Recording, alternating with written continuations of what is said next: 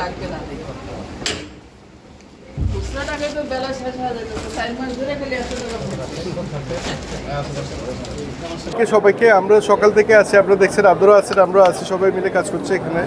আর একটু আগে জেলা প্রশাসন মহোদয় প্রেস ব্রিফিং করেছে, আমরা ছিলাম। একই সাথে আমাদের পুলিশ সদস্যরা আছে, আইনশৃঙ্খলা বাহিনী পরিপূর্ণভাবে আছে এবং নিরাপত্তা আমরা দিয়ে যাচ্ছি। ইতিপূর্বে বিভিন্ন সময় যেভাবে দিয়েছে নিশ্চিত নিরাপত্তা এখানে আছে এবং এটা ব্যাংকে পরিবহন পর্যন্ত আমাদের টোটাল এঙ্গেজমেন্টে থাকবে এবং সেই নিরাপত্তা ব্যবস্থা থাকবে। অফিসার ইনচার্জ মহোদয় আছে এখানে, আমাদের অন্যান্য অফিসাররা আছে, সকল আইনশৃঙ্খলা রক্ষা বাহিনী এবং অন্যান্য সবাই এনে কাজ করে যাচ্ছে।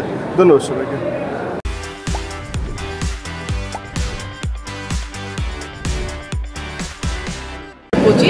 ঐতিহাসিক পাগলা মসজিদের দান বক্স সকাল 7টায় সবার উপস্থিতিতে আমরা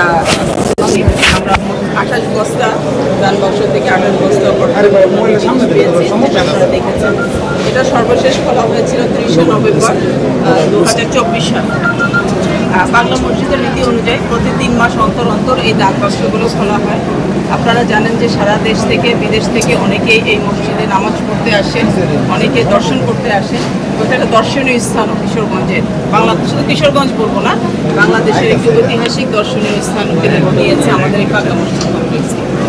এবং তারা যখন এখানে আসেন, তারা তাদের সামর্থ্য মতন অনেকেই আমাদের এই যে দান বাক্সগুলো আছে, 10টি সিন্ধুক আছে আমাদের, সেই 10টি সিন্ধুকে অর্থ বা অন্যান্য জিনিস যার যার সামর্থ্য দিয়ে যান এবং আমরা প্রতি 3 মাস অন্তর খুলি।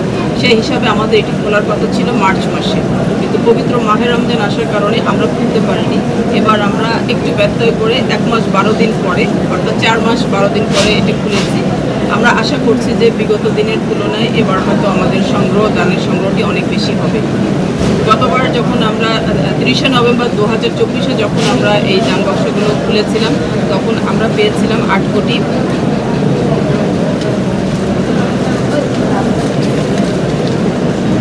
21,34,304 টাকা এবং একই সাথে আমরা কিছু বিদেশি মুদ্রা, তারপর কয়েন, স্বর্ণ, অন্যান্য জিনিস পেয়েছিলাম, যেগুলো আমরা জেলা প্রশাসকের কার্যালয় যে ট্রেজারি আছে সেখানে জমা রেখেছি পাগলা মসজিদের পক্ষ থেকে। ঐতিহাসিক এই পাগলা মসজিদ দেখার জন্য খুব ইচ্ছে ছিল, সে কারণে আসছি। আসলে পাগলা মসজিদ সম্পর্কে আমরা অনেক কিছুই জানি, এখানকার দান বাক্সে দান করলে মনের আশা পূরণ হয়, যে কারণে আসলে সবাই অনেক জায়গা থেকে দূর দূরান্ত থেকে আসে।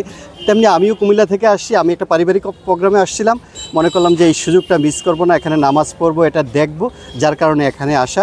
দেখি এখানে নামাজ পড়বো, আসর নামাজ পড়বো, তারপরে দান বাক্স দেখব এবং সাধ্যমতো দানও হয়তো করব। সেক্ষেত্রে মানত বড় জিনিস না, একটা মসজিদের উন্নয়ন কাজে অংশগ্রহণ করব, সেটাই বড় কথা। কিশোরগঞ্জে একটা অন্যতম ঐতিহ্য, এখানে প্রতিদিন হাজার হাজার মানুষ আসেন নামাজ আদায় করতে বা দান খয়রাত করতে। এখানে নামাজ পড়লে একটা অন্যরকম শান্তি অনুভব হয়। আর সবচেয়ে একটা স্পেশালি হচ্ছে যে এই মসজিদে মহিলাদেরও নামাজ পড়ার আলাদা একটা ব্যবস্থা আছে। শুধু কিশোরগঞ্জে না, বাংলাদেশের অন্যান্য জেলা থেকেও প্রচুর মানুষ আসে এখানে, বিশেষ করে শুক্রবারে নামাজ পড়তে আসে। এমনিতে প্রতিদিন তো আসেই।